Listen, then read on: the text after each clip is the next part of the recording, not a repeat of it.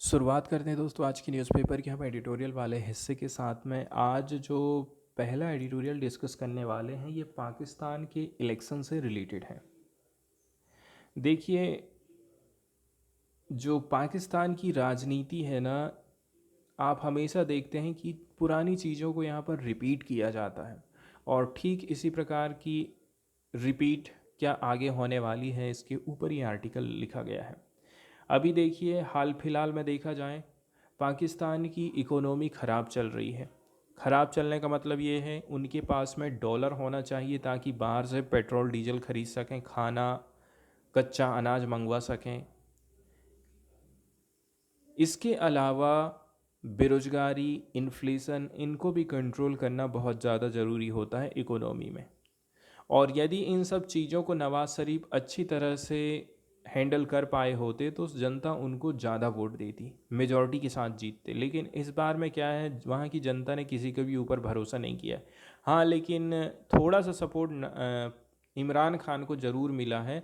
और इमरान खान प्लस जो इंडिविजुअल उम्मीदवार खड़े हुए थे वो मिलकर के पार्टी बना सकते हैं।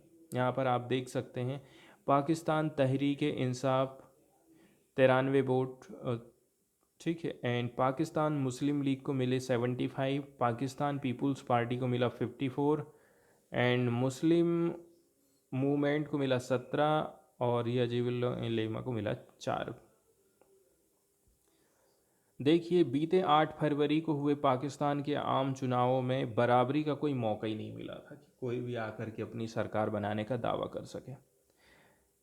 इस चुनाव में जेल में बंद पूर्व प्रधानमंत्री इमरान खान की पार्टी पाकिस्तान तहरीक ए इंसाफ, शॉर्टकट में इसको पीटीआई बोलते हैं, पहले नंबर में जो आप देख रहे हैं ना, तो देखिए पीटीआई को सेना समर्थित पाकिस्तान मुस्लिम लीग नवाज के खिलाफ अपने लोकप्रिय प्रचार चुनाव चिन्ह क्रिकेट का बल्ला पर उम्मीदवार खड़ा करने से रोक दिया गया था। तो यहाँ पर ये बोला जा रहा है कि चुनाव चिन्ह से रिलेटेड यहाँ पर कुछ विवाद खड़ा हुआ था। फिर भी वोटर्स ने पीटीआई का समर्थन किया। इसके निर्दलीय उम्मीदवार 93 सीटों के साथ नेशनल असेंबली में सबसे बड़े समूह के रूप में उभर करके आए थे, जबकि पीएमएलएन 75 सीट के साथ सेकंड नंबर पर रही, नवाज शरीफ की पार्टी। चुनाव के नतीजे भले ही कई लोगों को चौंकाने वाले रहे हों, लेकिन चुनाव के बाद की चालें शायद हैरतअंगेज नहीं रही थी। तो क्या हुआ, ये जो नवाज शरीफ की सरकार आप देख रहे हैं ना, जिसको हम बोल रहे हैं पीएमएलएन, इसने गठबंधन सरकार बनाने के लिए पीपीपी, किसको, ये जो 54 वोट वाले हैं, इनको बोला कि आप अपन दोनों हाथ मिला लेते हैं और अपन सरकार बनाने का काम करते हैं। तो क्रिकेटर से राजनेता बने इमरान खान की सरकार के अप्रैल 2022 में क्या हुआ था, अविश्वास मत के दौरान इनकी सरकार गिर गई। तो इसके बाद इमरान खान विरोधी गठबंधन के हिस्से के रूप में प्रधानमंत्री बनने वाले शहबाज शरीफ इस पद पर वापस लौटने वाले हैं। तो देखिए यहाँ पर हम क्या देख रहे हैं कि पीएमएलएन ने गठबंधन सरकार बनाने के लिए पीपीपी, इसके अलावा जो छोटी मोटी पार्टी है ना उनके साथ में हाथ मिलाया। इसमें पीटीआई शामिल नहीं है। तो जो पीएमएल के नेता है नवाज शरीफ, इनकी बेटी मरियम नवाज पंजाब की मुख्यमंत्री बन गई हैं, जबकि पूर्व राष्ट्रपति और पीपीपी के नेता आसिफ अली जरदारी द्वारा पाकिस्तान के राष्ट्रपति आरिफ अलवी की जगह लेने की संभावना यहाँ पर दिखाई दे रही है। इस गठबंधन को पाकिस्तान के जनरलों का पूरा समर्थन है, आर्मी का पूरा समर्थन है, जबकि सेना पर दर्जनों सीटों पर धांधली करने का आरोप लगाती आई है पीटीआई। वो कह रही है कि हम विपक्ष में रहेंगे और चुनाव के नतीजों को कानूनी रूप से चुनौती देंगे। सुप्रीम कोर्ट में ये मामला जाने वाला है। देखिए, यदि हम इसके बारे में विश्लेषण करें तो जो नया गठबंधन है पिछली गठबंधन सरकार की एकदम फोटोकॉपी है। बतौर प्रधानमंत्री शहबाज काफ़ी उतने ज़्यादा लोकप्रिय नहीं रहे हैं, अलोकप्रिय नेता हैं। उनके चलते चलते पाकिस्तान आर्थिक संकट को फेस कर रहा है, कई गुना ये समस्या बढ़ गई है। मुद्रा स्फीति यहाँ देखेंगे, इन्फ्लेशन महंगाई 30% पर है, जबकि इकोनॉमी पिछले साल आईएमएफ द्वारा प्रदान की गई 3 बिलियन अमेरिकी डॉलर की सहायता पर जिंदा है।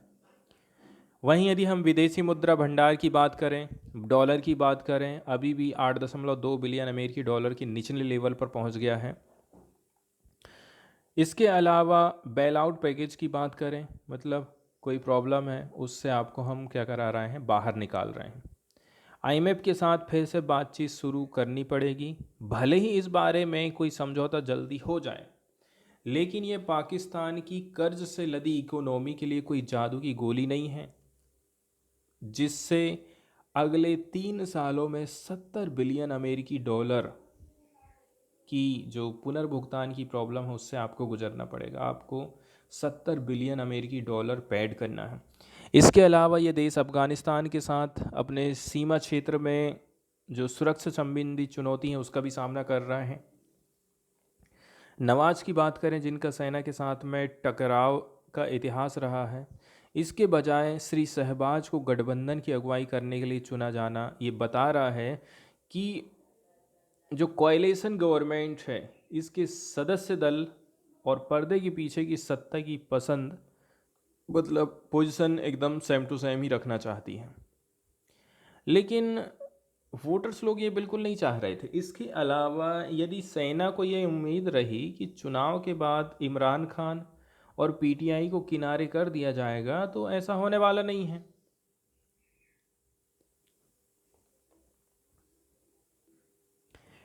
इसके बाद हम न्यूज़ वाले हिस्से की तरफ यदि जाएंगे तो देखिए यहाँ पर हमारा जो कंपनी वाला हिस्सा है, इकोनॉमी वाला जो हिस्सा है, साथ ही साथ में एक देश के दूसरे देशों के साथ में रिलेशनशिप, पार्टिकुलरली ट्रेड से रिलेटेड यहाँ पर डिस्कस होने वाले हैं। तो केंद्र सरकार जो इंडियन टेक फर्म हैं उनके ऊपर जो सैंक्शन लगाया गया है यूरोपीय यूनियन के द्वारा, यूएस के द्वारा, तो देखिए हम क्या है फर्दर उनसे बातचीत करेंगे एंड क्लोज टाइज रखने वाले हैं रशियन कंपनीज के साथ में। यूरोपियन यूनियन का जो लेटेस्ट सैंक्शन रहा है, after the second anniversary of the Russia Ukraine war have reached India. Russia और यूक्रेन के बीच में युद्ध चल रहा था, यूक्रेन को पूरा सपोर्ट है अमेरिका और यूरोप का, और सैंक्शन जो लगा था रशिया के ऊपर वो कहाँ तक पहुँच गई है, वो आग की लपट इंडिया तक पहुँच गई है। SI2 माइक्रो सिस्टम एंड इसका जो एंटाइटी नंबर 620, इसके ऊपर बैन लगा दिया गया है from transaction with in EU। यहाँ पर आप ट्रांजैक्शन का काम नहीं कर सकते यूरोपियन यूनियन में डुअल यूज़ टेक्नोलॉजी गुड्स के लिए। यहाँ पर सामान के बारे में बताया गया है, डुअल यूज़ टेक्नोलॉजिकल सामान से रिलेटेड जो चीज़ें हैं इनका ट्रांजैक्शन अब नहीं हो पाएगा। इस कंपनी ने साइन किया था एक collaboration ministry of electronic and information technology के साथ में एंड IIT मद्रास, ताकि प्रोडक्शन किया जा सके सिलिकॉन चिप का। अक्टूबर 2023 में ये प्रोजेक्ट पर काम चालू हुआ था। अब फिर हम यदि हम बैंक्रप्सी कोर्ट्स की बात करें, on account of non payment of डेब्ट honour was look out circular in 2021 when he sought permission to travel to Russia. तो बैंक्रप्सी से रिलेटेड ये मामला यहाँ पर सामने आ रहा है कि भाई आपने लोन लिए और लोन चुकता नहीं किए। इसके बाद वाली जो न्यूज़ हम देखने वाले हैं, ये पहली कंपनी जो कि एम्यूनेशन मैन्युफैक्चरिंग फैसिलिटीज़ से रिलेटेड है, ये खुल गई है हमारे देश में। अपने आप में ये पहली कंपनी मानी जा रही है प्राइवेट सेक्टर की। And 2 facilities for manufacturer of immunisation and missile were opened by Adani defence and aerospace in Kanpur on Monday. कौन खोला है? अडानी डिफेंस एंड एरोस्पेस ने खोला है कानपुर में मंडे के दिन। तो 2 फैसिलिटीज़ हैं यहाँ पर, एम्यूनाइजेशन से रिलेटेड है, ठीक है, गोला बारूद से रिलेटेड, साथ ही साथ में मिसाइल्स। इसी को यहाँ पर ट्विन फैसिलिटी कॉम्प्लेक्स बोला जा रहा है। तो ये 500 एकड़ में फैला है, कितना बड़ा एरिया है 500 एकड़, सोचिए। तो इसको इनॉग्रेट किया गया था army chief general Manoj Pande के द्वारा एंड उत्तर प्रदेश के चीफ मिनिस्टर योगी आदित्यनाथ के द्वारा। तो कुल मिलाकर के यहाँ पर आप बोल सकते हैं सरकार प्लस प्राइवेट एंटाइटी का यहाँ पर पूरा पूरा रोल है इस प्रकार की कंपनियाँ खोलने में। जनरल पांडे ने जोर दिया था कि देखिए हम मिसाइल एंड एमुनिशंस के मामले में सेल्फ रिलायंस होना चाहते हैं, हम हमारे देश में ही बनाना चाहते हैं। एंड रिसेंट जो जियोपॉलिटिक्स चल रही है इसने हमें फिर से जोर दे दिया है कि भाई हम जो है जो गोला बारूद की जो सप्लाई है वो भरोसेमंद रहे, मतलब हम हमारे देश के अंदर से ही खरीदना चाहते हैं, बाहर से नहीं खरीदना चाहते हैं। कानपुर कॉम्प्लेक्स की बात करें, ये अपने आप में one of the largest integrated ammunition manufacturing complex बन जाएगा साउथ एशिया में। And Adani defence and aerospace का कहना है एक स्टेटमेंट के माध्यम से यहाँ पर आपको हाई क्वालिटी के small medium and large Calibri ammunition प्राप्त हो जाएंगे आर्म फोर्सेस के लिए, पैरामिलिट्री फोर्सेस के लिए, पुलिस के लिए।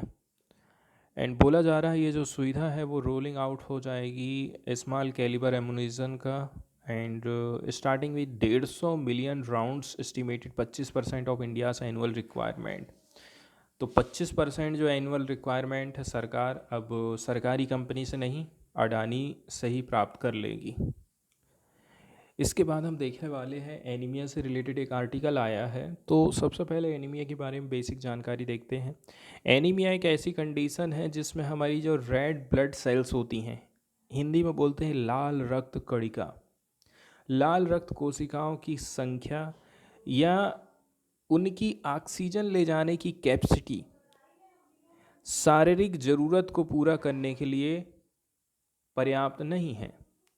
ऐसा क्या हो सकता है? उम्र के हिसाब से, लिंग के हिसाब से, ऊंचाई, धूम्रपान, गर्भावस्था, मतलब कंडीशन के हिसाब से अलग अलग हो सकता है। ऑक्सीजन को कैरी नहीं कर पाते हैं। इसका रीज़न हो सकता है हमारी बॉडी में आयरन की कमी हो जाना। हालांकि बहुत सारी ऐसी स्थितियां जैसे कि folate, vitamin B12, vitamin A इसकी कमी, पुरानी कोई सूजन है, परजीवी का संक्रमण हो गया है, आप के फैमिली में किसी को ये बीमारी रही थी, ऐसा भी कुछ हो सकता है। भारत में एनीमिया की क्या कंडीशन चल रही है? तो देखिए NFHS 5 का जो डेटा है 2019 से 21 के हिसाब से देखा जाए तो इसको हमने 6 ग्रुप में बांट दिए थे। पुरुष 15 से 49, इनमें 25% है। एंड महिलाओं की बात करें तो 15 से 49 ईयर की जो एज वाली है उसमें 57 है, मतलब डबल है महिलाओं में। और जो बॉयज़ हैं, किशोर लड़कों की बात करें 15 से 19 साल इनकी उम्र है, 31% है। और लड़कियों में 59-60%, मतलब लगभग डबल है। गर्भवती महिलाओं में 52% और 67% है, मतलब बच्चों में 67, बच्चों में और भी ज़्यादा है, महिलाओं में तो कम ही है। सरकार ने कौन कौन से प्रयास किए हैं एनीमिया से निपटने के लिए? तो इसके लिए AMB प्रोजेक्ट चला था, एनीमिया मुक्त भारत 2018 में इसको कहना चाहिए चालू किया गया था। इसके अंतर्गत जो 6 से 59 महीने के बच्चे हैं, 5 से 9 वर्ष के बच्चे, 10 से 19 वर्ष के किशोर लड़की और लड़के, इसके अलावा जो 15 से 49 वर्ष की महिलाएं हैं, गर्भवती महिलाएं, स्तनपान वाली महिलाएं हैं, वो सब इस प्रोजेक्ट के अंतर्गत आ जाती हैं। फिर कुछ प्रोग्राम हम weekly iron and folic acid supplementation का चालू करें कि भाई हम हफ्ते में गोली दे दे करके आयरन की जो कमी है उसको पूरा करें। फिर हम ब्लड बैंक का भी संचालन कर रहे हैं। एनीमिया से जुड़ी कोई भी प्रॉब्लम आने पर ब्लड बैंक के माध्यम से सही ब्लड चढ़ा करके भी हम इस चीज़ को पूरा कर सकते हैं। इसके अलावा प्रधानमंत्री सुरक्षित मातृत्व अभियान भी लाया गया था। इसके माध्यम से हर महीने की 9 तारीख को जांच शिविर का आयोजन करके हम एनीमिया की बीमारी से निपट सकते हैं। अब हम चलते हैं न्यूज़ की तरफ। देखिए तो गवर्नमेंट की तरफ से लॉन्च किया गया है एनीमिया के लिए एक प्रोजेक्ट, ताकि गर्ल्स में एनीमिया की बीमारी को हम इसको कंट्रोल कर सकें। केंद्र सरकार की तरफ से लॉन्च किया गया है एक योजना फ्राइडे के दिन, ताकि इम्प्रूव किया जा सके जो एडोलसेंट गर्ल्स हैं, ठीक है, उनमें पोषण की समस्या को हम आयुर्वेद के माध्यम से ख़त्म करेंगे। तो जो प्रोजेक्ट है एनीमिया कंट्रोल के लिए, अब ये मिशन उत्कर्ष के हिसाब से चलेगा। ये एक जॉइंट पब्लिक हेल्थ इनिशिएटिव है एंड इसमें काम करेंगे ministry of Ayush and women, साथ ही साथ में child development, and would be launched in 5 aspirational district first ऐसे पायलट प्रोजेक्ट। तो देखिए, इसको सबसे पहले हम 5 जिलों में एस्पायरेशनल प्रोजेक्ट के तौर पर लॉन्च करने वाले हैं। इसके अंतर्गत 2 मिनिस्ट्री ने एक एमओयू के ऊपर साइन किया है। Union ministry for Ayush Sarbananda Sonowal and ministry of women and child development Smriti Irani इसमें शामिल हुए थे। तो मिशन उत्कृष्ट के अंतर्गत 15 सेंट्रल मिनिस्ट्रीज या फिर डिपार्टमेंट काम करेंगे, ठीक है, ताकि जो डिस्ट्रिक्ट है उसको हम बॉटम से ऊपर उठा सकें, ताकि इसको हम स्टेट एंड नेशनल एवरेज तक ला सकें। इसके अलावा यहाँ पर बोला जा रहा है कि ये जो योजना है, परियोजना है, 5 जिलों के लगभग 10,000 आंगनवाड़ी केंद्रों को कवर करने वाली है। तो ये आंगनवाड़ी लेवल पर काम करेगी। केंद्रीय मंत्री स्मृति ईरानी ने कहा है कि जो ICMR जैसी संस्थाएं हैं, इंस्टीट्यूशंस हैं, इनके साक्ष्य द्वारा समर्पित आयुष प्रणाली एनीमिया से निपटने के लिए लागत प्रभावी समाधान पेश करने वाली है। तो ICMR का सपोर्ट है, कॉस्ट इफ़ेक्टिव सॉल्यूशन हम लेकर के आ रहे हैं ताकि टैकल कर सकें एनीमिया की बीमारी को, ऐसा कहना है स्मृति ईरानी का, जो कि महिला एवं बाल विकास मंत्री हैं। इसके बाद हम देखने वाले हैं gestational age India specific AI model to find gestational age developed. तो इंडिया क्या है, आर्टिफिशियल इंटेलिजेंस मॉडल के माध्यम से जो गर्भावस्था की एज है उसका यहाँ पर पता लगाया जाएगा आर्टिफिशियल इंटेलिजेंस के माध्यम से। इसके लिए गर्भिणी GA2 लाया गया है। ये एक्यूरेट तरीके से एस्टिमेशन लगाता है फोएटस की एज के बारे में कि बच्चा अभी कितना बड़ा है।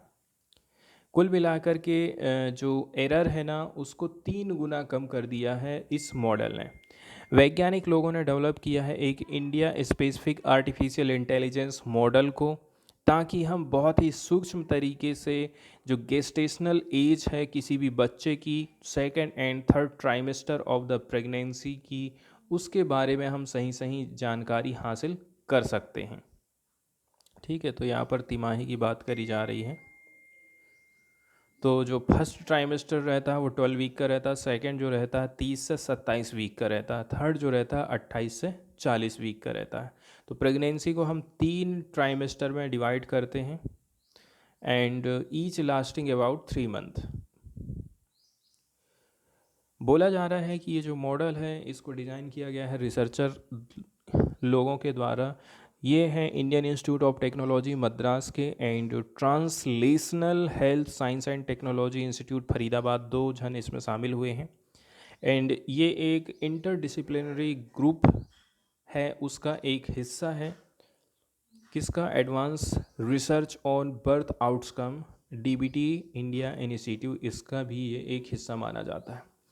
गर्भिणी GA2 एक पहला late trimester GA estimation model है, ठीक है, जिसको डेवलप किया जाएगा, वैलिडेट किया जाएगा, इसमें यूज़ किया जाएगा इंडियन पॉपुलेशन डेटा का। करंटली जो मॉडल्स हम यूज़ करते हैं वेस्टर्न पॉपुलेशंस के लिए, इसका हम यूज़ कर रहे हैं which could prove erroneous when applied in the latter part of the pregnancy due to variation in the growth of fetus in the Indian population। तो देखिए, हम विदेशी मॉडल का यदि सहारा लेते हैं ना तो उसमें एरर आ जाती है, यदि हम इंडियन का ही सहारा लेंगे तो उसमें गलती नहीं होगी, ऐसा बोला जाता है।